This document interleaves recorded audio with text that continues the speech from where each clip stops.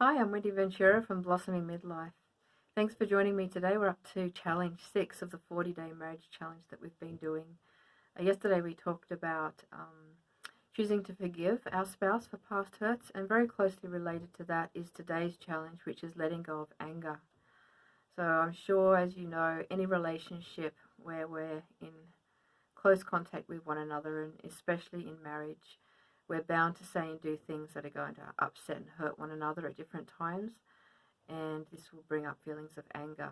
And it's how we deal with that anger, and whether we do it in a way that is going to, like we talked about in an earlier challenge, work together as a team, or we can attack the person instead of attacking the problem. So when we're working together as a team, we want to address the anger in a healthy way, and that's what we're talking about today, so that we don't hold on to it and so that it doesn't damage our relationship. But in any healthy relationship, anger can be a very helpful and useful thing to be able to bring attention to something that needs to change. And that change might be because some boundary has been crossed, so re-establishing those boundary lines, talking about that, or some need that has not been met, and so recognizing and working through that. Or it could be to indicate some goal that you're working towards has been blocked, or there's an obstacle, something that your spouse may have said or done may have feel like that's been an obstacle, and that can create anger. Or it may be indicating that we have some kind of false belief, either about ourselves or about our spouse, or even something that's not in line with God's word and God's principle, can create feelings of anger. So just acknowledging and allowing the anger to serve its purpose, and discovering what lies beneath it, so that you can then take the appropriate action, whatever that might be. Yeah. So I guess in a healthy relationship, it can be done safely. A lot of people these days talk about anger management, but I don't really see that that's helpful in a long-term relationship, because it's just sort of a band-aid solution. We're sort of ignoring or suppressing the anger and just managing it or controlling it so that it doesn't cause damage to the relationship, which is good as a first step. But really getting to the bottom of it and finding out what is the cause underlying the anger, so that you can really have those healing conversations and really find out what's been triggered. And, although it looks like maybe many times the spouse has said or done something to upset us that's caused the anger, it can often just be something as simple as I said, a false belief, or maybe a story that we tell ourselves when certain behaviors happen. And changing those instead of changing the person would be more beneficial. But sometimes when that anger arises, it can be a very strong emotion, and we can feel like it's taking control of us.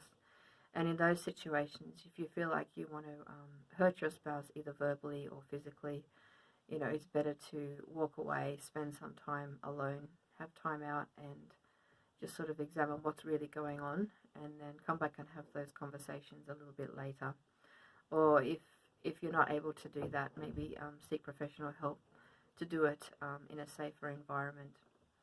So just allowing yourself to feel the anger and recognize the message that it brings and act accordingly, then it served its purpose and will naturally just run its course and leave your body.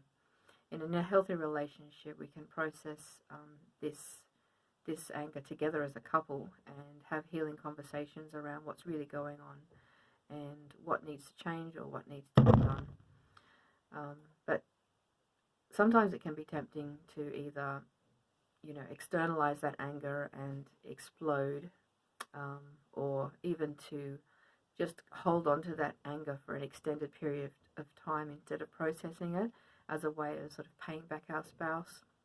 That indicates that you're not really choosing to forgive yet. Or we can even hold on to the anger for an extended period of time to just really express the depth of the hurt. But these are all damaging to ourselves and to our relationship with our spouse and to our relationship with God. So I guess to sum it up, it's really, you need to feel it, deal with it, forgive it, and then let it go.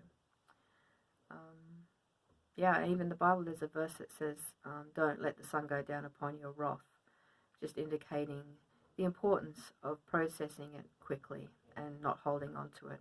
It doesn't say that anger is wrong. It just says that it's better to let it go quickly where possible. So I think that's a helpful reminder for us in our marriages as well. So just a quick recap. When you notice that you are feeling angry, acknowledge and accept it, and recognize anger as indication that maybe a need has not been met, or a boundary has been crossed, or something is not in line with God's plan or principle, or maybe there's a false belief. Find the underlying cause of the anger and what needs to be done about it, and then talk it through with your spouse, and where possible, make the change that needs to be made and let it go. Forgive and move on, and that will just keep your relationship in that healthy zone where we're not holding on to things, and that creates a wedge between us. So I hope today's challenge has been helpful, and over the next 24 hours, if you notice anything that's triggered the feeling of anger, see if you can put this into practice. If not, just maybe become familiar with the process so that in the future, when anything comes up, that you can work through it in a healthy way. I'd love to hear how you go with it, and thanks for watching, and I'll see you again tomorrow. Bye for now.